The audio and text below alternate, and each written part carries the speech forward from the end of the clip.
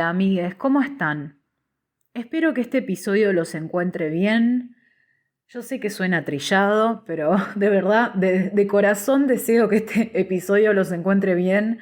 Justo hoy vi un meme ¿vieron cuando en un correo uno pone, vieron, espero que este correo te encuentre bien? Y del otro lado hay un perro prendiéndose fuego, que es un poquito como la representación del estado mental que estamos teniendo muchos durante esta pandemia de ansiedad, de crisis, de preocupación por numerosos factores, pero bueno, desde ya deseo que por lo menos este episodio les sirva para pensar en otra cosa un ratito, capaz para adquirir alguna herramienta que les sirva para su práctica esotérica o para su vida o para divertirse. Así que, sea cual sea el fin, les agradezco por acompañarme y también les agradezco por las preguntas, los piropos que me estuvieron mandando.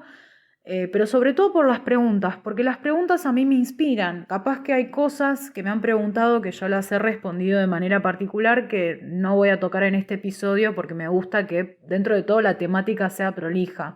Capaz que hay cosas que, bueno, me las anoté como para más adelante cuando toquemos otros temas esotéricos que capaz tengan que ver con otras cosas, ¿no? Justamente. Pero hubo una persona que no tengo el usuario de Twitter en este momento, así que le pido disculpas. Lo busqué pero no lo encontré, pero sí anoté su pregunta en mi cuaderno, que esta persona me preguntó por los sigilos. Me preguntó si los sigilos sirven para manifestar o para incluso pedir deseos, ¿no? Yo lo que le respondí es que, bueno, yo personalmente no los he utilizado porque siempre utilicé decretos metafísicos, justamente para manifestar o para precipitar.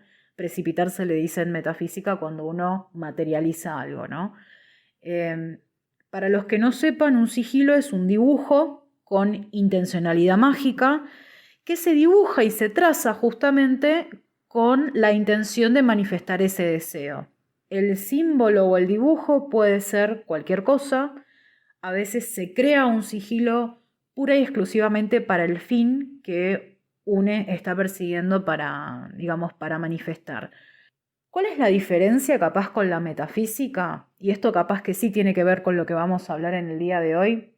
Hay varias diferencias, yo voy a marcar como las más importantes, ¿no? Primero que nada, la metafísica, por el marco teórico que tiene, de alguna manera trabaja en muchos aspectos de la misma persona. Entonces, es como que de alguna manera busca elevar la vibración de la persona. Del tema vibración justamente vamos a hablar en el día de hoy, porque tiene que ver con uno de los principios herméticos. Pero si uno eleva su vibración, trabaja sobre sus pensamientos, trabaja sobre su visión en el mundo, sobre su relación con otros, trabaja sobre sus virtudes, de alguna manera crea circunstancias que son más propicias para que eso que vos estás manifestando permanezca en tu vida. De nada sirve, por ejemplo, manifestar un deseo superficial o efímero, por decir así, o satisfacer un capricho momentáneo, si después eso nos va a hacer mal o no va a permanecer. Por ejemplo, no sé, queremos manifestar un trabajo, pegamos ese trabajo, pero duramos poco, por ejemplo, ¿no? De nada sirve eso. O mismo manifestamos un tipo de vínculo que estamos necesitando, pero después nos hace sufrir o nos sale mal o, digo, se da una dinámica medio rara. De nada sirve eso, porque de hecho hasta diría que estamos como actuando en contra de nosotros mismos. Entonces, yo diría que en realidad pedir por pedir, si no es dentro de un marco que nos garantice que capaz no nos estamos haciendo un daño a nosotros mismos con ese deseo, capaz que es un poquito más inteligente. ¿Lleva más trabajo? Sí, trabajar sobre uno mismo justamente es eso, es trabajo y lleva tiempo, pero bueno, justamente nos garantiza al menos un poquito más que esto que estamos queriendo manifestar permanezca con nosotros y que no lo veamos pasar como un tren o un bondi que se nos escapa cuando llegamos justos en el horario, ¿no? Hace tanto que no me subo a un colectivo que la verdad que esto que acabo de decir suena como un relato mítico. También lo que tiene la metafísica al decretar, capaz en diferencia a todas estas otras técnicas para manifestar, es que no es egoísta. Vieron que en otras técnicas capaz uno pide para uno mismo y en metafísica uno pide para uno mismo y para todos. ¿Por qué hace esto la metafísica? Esto lo charlamos en el episodio anterior, pero lo hace justamente para trabajar sobre la conciencia de abundancia. ¿Qué es la conciencia de abundancia? Es decir, bueno, para que yo tenga esto, no tuve que sacárselo a nadie. Todo está disponible para todos, no tengo que competir con nadie, mi éxito no representa el fracaso de otro, mi éxito no representa que yo esté teniendo que competir por ese éxito, sí, justamente. Así que, digamos, ese tipo de fe es el que está trabajando la metafísica y por eso es diferente en cuanto a su formulación. Después hay personas que me han preguntado si la metafísica es magia. Yo diría que sí, es bastante mágica la metafísica. De hecho, capaz les va a sonar un poquito más mágica en el episodio de hoy o mismo en el episodio que viene, que seguramente vamos a hablar de los rayos, ¿sí? De las llamas, que son tipos de energía que se trabajan con la metafísica. Eso es re flashero, chicos, qué sé yo. O sea, la verdad, eso sí les va a sonar como muy mágico. Y ni hablar cuando empecemos a hablar de ángeles y todo eso, que bueno, ahí es cuando me van a pedir que me encierren. Pero bueno, más allá de eso, que una doctrina no tenga velas, no haya que dibujar un símbolo, que no haya que hacer una suerte de ritual, por decir así, no quiere decir que no sea magia. De hecho, por ejemplo, la ocultista Dion Fortune, que es una autora que estoy leyendo ahora, quiero agradecerle a todo esto a las chicas de Alquimia Refiel que recomendaron un libro de Dion Fortune que me está encantando, justamente es el que estoy leyendo, que dice que hasta el cristianismo es mágico. Entonces, si hasta el cristianismo es mágico, que está basado en rito y en oración, tiene rituales el cristianismo, convengamos, ¿no? Pero más que nada es oración y pura oración. La metafísica también lo es. Pasa que, bueno, cada doctrina, por decir así, utiliza herramientas distintas, así que no se dejen engañar por la falta de velas en la metafísica, porque realmente es muy, muy mágica y yo creo que eso se va a notar un poquito más en este episodio y en el que viene, justamente. Así que bueno, en el episodio de hoy vamos a hablar un poco sobre los siguientes capítulos de Metafísica 4 en 1, pero antes vamos a hacer una tirada interactiva. ¿Qué les parece? Una tirada de tarot. Piensen en un proyecto que tengan en mente que sea importante para ustedes o en una meta y yo voy a hacer 3 lecturas, ¿sí? Van a elegir un número del 1 al 3 pensando en este objetivo o en este proyecto y yo, acorde al número que ustedes hayan elegido, les voy a leer un consejo. A continuación voy a leer los 3 consejos, así que piensen, ya les dije, en un número del 1 al 3.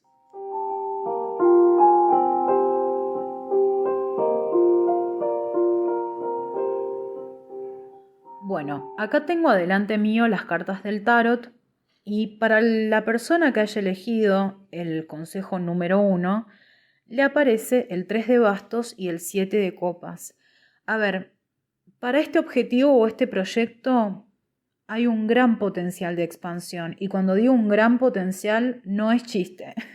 El 3 de bastos es un muy buen augurio para un proyecto o una meta, sobre todo si tiene que ver con lo profesional. Lo que sí vamos a tener que hacer, me parece, es definir un poquito más realmente hacia dónde lo queremos encaminar o para qué queremos justamente esta meta o este proyecto.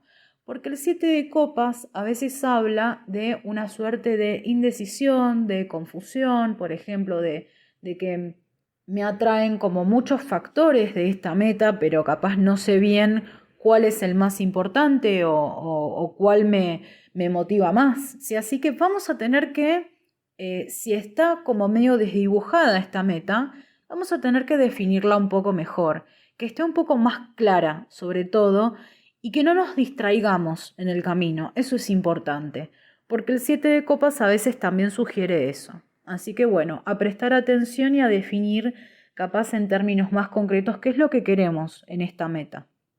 Para las personas que hayan elegido el consejo número 2, aparecen 2 arcanos mayores muy importantes, que son el ermitaño y el sol. A ver, se nota que este proyecto o esta meta está realmente alineado con tu misión o con uno de tus objetivos más importantes en esta etapa de tu vida, en tu vida entera. Puede ser capaz que realmente hable de una meta realmente muy importante para vos El ermitaño también representa que de alguna manera esta meta representa una ruptura con tus valores convencionales o con capaz las metas que tuviste al principio de tu vida o en tu juventud, o mismo capaz con respecto a las expectativas de tu familia o de tu grupo de pertenencia. Trata de escuchar a tu corazón al respecto de esto. Lo importante es lo que vos quieras, no lo que están esperando las personas alrededor tuyo. Porque incluso si vos a través de esta meta estás buscando impresionar o estás buscando de alguna manera tener popularidad, tener éxito, por más que te resulte contradictorio perseguir esta meta al respecto de eso, el sol es un gran vaticinio de, por ejemplo, popularidad, de, por ejemplo, terminar siendo el maestro de otros o el orientador con respecto a otros, ¿sí? Y una figura de referencia incluso, como un referente. Así que, nada, yo diría que esta meta está bien encaminada y que no nos desalentemos, sobre todo por esta ruptura con lo convencional o con los métodos ya establecidos. Para las personas que hayan elegido la opción número 3, les salió el 5 de espadas y el 10 de oros. El 10 de oros, sobre todo, es un buen augurio para la permanencia del proyecto y también para la abundancia económica o material que esté acompañada con esta meta, ¿sí? Seguramente, me da gracia porque justo estuvimos hablando de la conciencia de abundancia y aparece la carta de la abundancia y el 5 de espadas, que es la carta de la competencia. Tratemos de, justamente, no caer en un 5 de espadas, ¿sí? Y no estar con la atención centrada en cómo podemos ganarle a otros.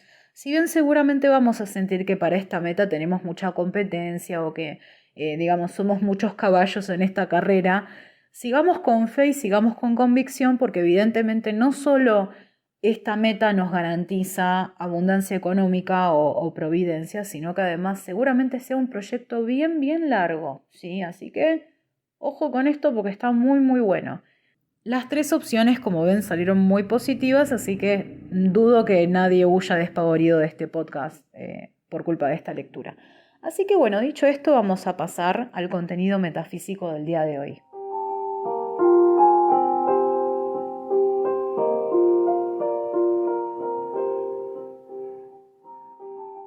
Me puso muy contenta esta semana que me escribieron muchas personas diciéndome que, inspiradas en estos 2 episodios anteriores que he grabado, empezaron a leer Metafísica 4 en 1, lo cual a mí me llena de alegría porque la verdad que es un libro recopado, o sea, a mí me encanta y de hecho lo sigo revisitando de vez en cuando para revisar capaz algún concepto, porque si bien es un libro fácil, hay cosas que explica Connie que las explica como muy picadito, como muy salteado y que a veces como que cuesta acordárselas, ¿no?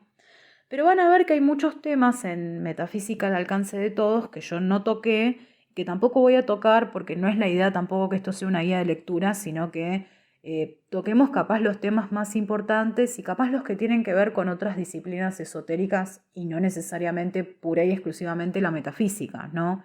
También van a ver que el segundo tomo de Metafísica 4 en 1 se llama Te regalo lo que se te antoje. Connie era muy creativa con este tema de los títulos. Titula de manera muy copada, tipo todos los libros, todos los párrafos, ¿no?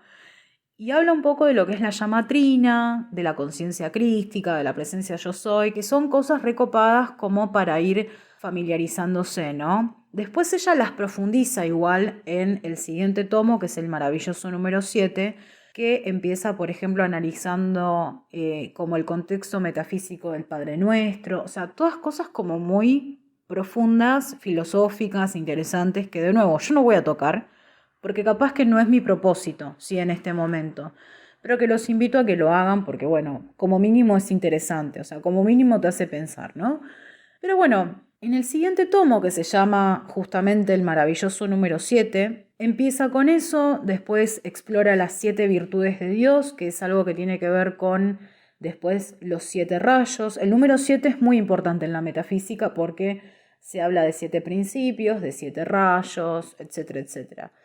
Y luego empieza a hablar de lo que son los 7 principios herméticos o las 7 leyes universales o principios universales, ¿sí? Esto no es una idea original de Connie, sino que ella en realidad se basó en un libro que ustedes si quieren pueden leer. Es un libro muy muy cortito y muy muy envolante, en mi opinión, porque la verdad que es bastante rebuscado, que se llama El Kybalión, ¿sí? El Kybalión es de un autor anónimo. Como autor siempre figuran los 3 iniciados. Hay varias teorías de quiénes son estos 3 iniciados, no las vamos a explorar en el día de hoy, que son enseñanzas basadas en el hermetismo. ¿Qué es el hermetismo? Una doctrina, digamos, transmitida por una figura misteriosa, porque no se sabe muy bien históricamente quién fue esta persona o este maestro, que se llama Hermes 3 veces grande, ¿sí? Hermes Trimegisto. Entonces, si ustedes quieren profundizar cuál es la bibliografía original en la cual se basó Connie,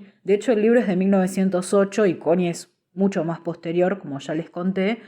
Si quieren hacerlo está buenísimo porque ya ven cuál es el material de base. Los 7 principios herméticos ya un poco los charlamos en el episodio anterior porque creo que mencioné 2 de ellos que son los 2 primeros. El primero de ellos es el principio de mentalismo, que justamente tiene mucho que ver con todo este tema de decretar, de manifestar. ¿Qué dice el principio de mentalismo? Que todo es mente, o como dice Connie, lo que tú piensas se manifiesta. ¿Qué quiere decir esto? ¿Y por qué está explicado de esta manera? Según esta cosmología o cosmovisión, ¿sí?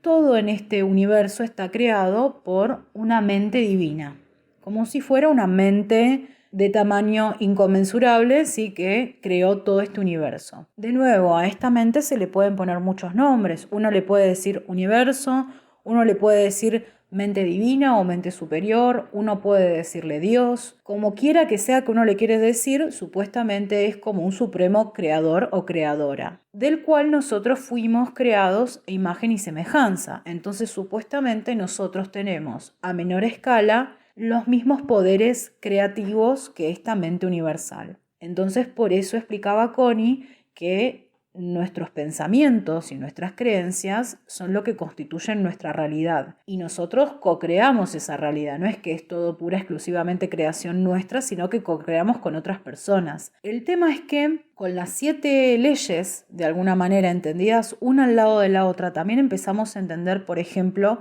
por qué hay creaciones que le ganan a otras. Por qué hay ideas que vibran más alto que otras y por ende las conquistan. Sí, o sea, esa es otra manera de verlo. Pero en principio lo que explica es esto, que todo lo que vemos manifestado en este plano está creado por nuestras mentes. El segundo principio que explica Connie es el principio de correspondencia, que lo que afirma es, como es arriba, es abajo.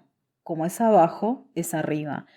Y ella lo explica súper claro con la siguiente frase, ¿no? Que acá estoy citando directamente del libro. Toda acción y toda condición tiene su analogía o su correspondencia en todos los demás planos de existencia. Este principio van a ver que lo van a relacionar con muchas cosas. Desde la psicología, por ejemplo, que todo lo que se manifiesta en el plano consciente puede llegar a tener su raíz en el inconsciente, por ejemplo, sino que también un poco explica esto de que todo lo que está en el plano espiritual, por ejemplo, es perfecto, digamos, se maneja de manera perfecta, puede llegar a reflejarse en el plano físico. O mismo que todo lo que creamos con nuestras mentes corresponde luego a la manifestación que vemos en el plano físico. Este principio, por ejemplo, ustedes lo van a poder relacionar, supónganse, con la astrología. ¿Sí? Vieron que capaz una persona que tenga una interpretación útil de la astrología y no fatalista, justamente yo no estoy alineada con las interpretaciones puramente futurológicas, va a decir que en realidad no es que los planetas o los tránsitos o nuestra concepción, digamos, nuestra configuración de la carta natal nos causa cosas, sino que en realidad, por ejemplo, un tránsito marca un timing en la vida en la cual hay una energía disponible que nosotros podemos aprovechar o podemos trabajar. No necesariamente marca cosas que sí o sí nos van a suceder, porque de hecho tenemos tránsitos importantes todo el tiempo y no necesariamente nos suceden cosas importantes, ¿no? Ahora, van a leer en muchos textos de metafísica, y eso depende del autor, que hay autores de metafísica que están en contra, por ejemplo, de la astrología. Yo no adhiero particularmente a esa rama de la metafísica porque, por ejemplo, a mí me gusta la astrología, ¿no? Y de hecho, digamos, con los argumentos que tienen en contra de la astrología, perfectamente podrían estar en contra del tarot. La idea justamente es que exploremos muchas perspectivas distintas, sin enojarnos, ¿no? ¿Por qué están en contra? Porque supuestamente iría en contra del principio de mentalismo. Si yo creo que por Mercurio retrógrado se me va a romper un electrodoméstico, puede ser que se me rompa pura y simplemente porque estoy pensando en que se me va a romper. Eso es lo que afirmaría, por ejemplo, la metafísica o una posición metafísica. Si interpretamos la astrología, por ejemplo, como les decía antes, un simple timing o que marca épocas en la vida de una persona y no necesariamente un conflicto particular e ineludible, justamente no estamos yendo en contra del principio de mentalismo, pero sí, por ejemplo, estamos interpretando la astrología con el principio de correspondencia, porque lo que pasa, capaz, en el plano astrológico, pasa también de alguna manera en el plano físico, ¿sí? O, por ejemplo, si yo intenciono las cartas del tarot para que a ustedes en la lectura interactiva les corresponda mi lectura, también estoy de alguna manera utilizando este principio a nuestro favor y sin entrar en ningún tipo de conflicto. Pero bueno, eso depende de cada interpretación de esta ley. Tengan en cuenta también que cuando Connie dice los distintos planos, acuérdense que ella está hablando de los distintos cuerpos, que esto también es un tema que vamos a ver más adelante y que es re interesante. Los distintos cuerpos que tiene el hombre, el cuerpo etérico, el cuerpo astral, ¿sí? O sea, el cuerpo espiritual, el cuerpo físico, que también supuestamente tiene 7 cuerpos, ¿sí? Así que, de nuevo, el número 7 es muy importante en la metafísica. El tercer principio les va a resonar un montón porque uno habla mucho de vibrar alto, y uno no sabe de dónde cornos sacaron esto. Y bueno, chiques, lo sacaron de acá. El principio de vibración es el tercer principio hermético. Su lema es: todo está en movimiento, todo vibra. ¿De qué habla este principio? Básicamente que justamente no hay quietud en el universo, que todo está en constante evolución y constante movimiento, ¿sí? Pero también de lo que habla es que las cosas tienen su vibración o su calificación energética. ¿Qué quiere decir esto? Explicado en términos súper mundanos, que sí, efectivamente uno puede vibrar alto o puede vibrar bajo. Esto también explica de alguna manera por qué supuestamente en el plano etérico o astral tenemos como de alguna manera todos los planos superpuestos, ¿sí? O sea, tenemos ese plano superpuesto al plano físico, por ejemplo. ¿Por qué no vemos al espíritu que está pasando exactamente por el mismo lugar que nosotros, de alguna manera, en ese plano etérico? Porque vibra en una distinta frecuencia, ¿sí? O sea, vibra en una frecuencia que nosotros no podemos ver ni sentir. De eso habla el principio de vibración también. Esto también podemos comprenderlo, por ejemplo, en cuanto a la vibración afín, todo lo que vibre parecido, las personas, ¿sí? Los fenómenos, van a atraerse entre sí. Por ende, por ejemplo, vieron que uno a veces piensa que uno quizá no atrae a las personas que están al mismo nivel que uno, porque capaz las siente inferiores o siente que son personas dañinas, ¿sí? Pero también es ahí cuando las leyes nos llevan a revisar capaz algunas de las cosas que estamos diciendo o pensando o cómo nos estamos manejando, porque justamente esta ley nos dice que en realidad de la manera que nosotros estamos vibrando es como que estamos atrayendo a personas afines, así que ojo con esto. De todas maneras, también lo que Connie explica en este apartado es que justamente la vibración alta conquista la vibración baja. Entonces, por ejemplo, también ahí se entiende que digamos, si nosotros nos basamos en el principio de correspondencia, que era el principio anterior, que digamos, lo que está en el plano espiritual puede corresponder a lo que está en el plano físico, justamente el espiritual conquista al físico porque vibra más alto. Así que acá es como que de alguna manera vamos concatenando, digamos, principio con principio. Y también acá se explica por qué, por ejemplo, cuando uno cambia su vibración, o sea, por ejemplo, cuando uno eleva su vibración o cuando uno baja su vibración, también atrae otras vibraciones afines.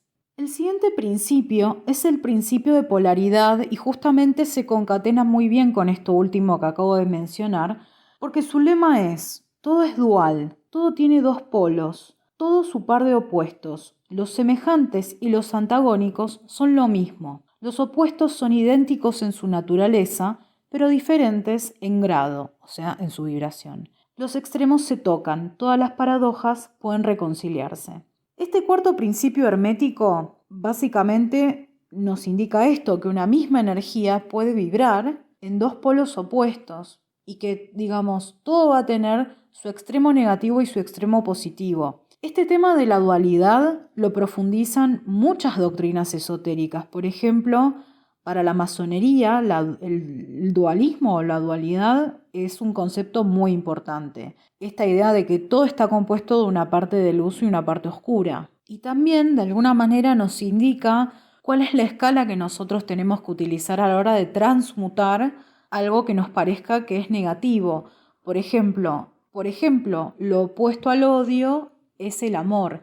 Y si nosotros tenemos presente el principio de polaridad, de alguna manera podemos buscar, si nosotros vemos una manifestación negativa, cuál es su polo. Es como de alguna manera la brújula que vamos a usar a la hora de transmutar o de trabajar en la energía. Y acá me encanta cómo Connie, digamos, en una parte del texto concatena el siguiente principio con este, ¿no? Porque dice, nosotros los estudiantes de metafísica jamás empleamos este principio en otro sentido que el del bien, pues como se verá más adelante, en el principio del ritmo y en el de causa y efecto, que son las leyes del boomerang, lo que hagamos hacia otros se nos devuelve en idéntica forma, tarde o temprano. Y acá vieron que a veces se dice que es medio mala leche decir, todo vuelve en la vida, como que medio bardero, ¿vieron? Pero en realidad, si uno lo dice desde una perspectiva metafísica, está haciendo referencia justamente a estas dos leyes que dice Connie, ¿sí? Porque justamente en la ley del ritmo dice, todo refluye y fluye, todo tiene sus periodos de avance y retroceso, todo asciende y desciende, todo se mueve como un péndulo. La medida de su movimiento hacia la derecha es la misma que la de su movimiento hacia la izquierda. El ritmo es la compensación. Y acá también, también entendido desde una perspectiva mundana, habla de que todo en este universo tiene un ciclo, ¿sí? De que todo lo que va viene, de que todo lo que nace muere, de todo lo que sube en algún momento puede bajar. Y también habla de que si yo de alguna manera genero una fuerza hacia un sentido, va a volver. Si yo envío amor, también voy a recibir amor. Si yo envío odio, voy a recibir odio. O sea, es un poco ese concepto que también está entendido desde la causa y el efecto. Piensen también aquellos que sean tarotistas en el viaje del loco. Vieron que el viaje del loco es circular, pero también habla de un ritmo. Digamos, el péndulo va hacia el mundo, desde el loco al mundo, y luego vuelve a empezar, porque justamente habla de que el espíritu tiene esta naturaleza cíclica. Todo lo que encarna desencarna, todo lo que se aprende luego lleva a una nueva experiencia iniciática, y etc. Luego de lo que habla es de la ley de causa y efecto, que bueno, es la ley del karma. Acá sí es como que de alguna manera también podemos ir a esa frase trillada de no existen las casualidades, existen las causalidades. Si bien es una frase muy linda para poner en una madera en tu living, es una ley hermética, ¿sí?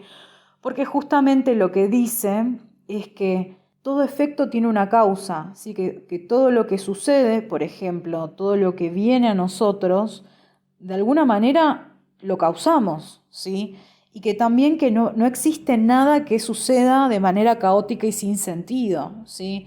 De que no suceden cosas porque sí, sino que todo tiene un origen. Y eso también es una de las leyes que ordena el universo de alguna manera, le quita un poco el sinsentido. Yo creo que esta ley, la de causa y efecto y la del mentalismo, son como las que más de alguna manera le dan como sentido a la cosmología hermética, ¿no? También desde el tarot, por ejemplo, esto se puede entender como el arcano de la justicia.